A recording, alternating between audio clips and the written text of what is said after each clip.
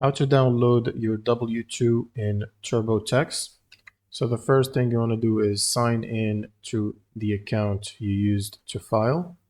Now you want to expand the federal category on the left panel and then go to income and click on wages and income summary. Now from here you want to click on the W-2 button next to it, whether it's edit or review. And then you would choose your employer's W-2.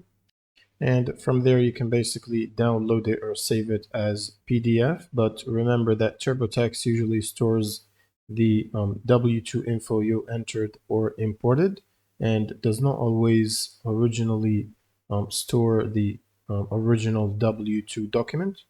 So if you need the official document, you will need to import it from your employer or payroll portal. You can use this right here. Try importing. And once it's imported, you can basically download it. You can also check documents here for previous documents if you want to download them.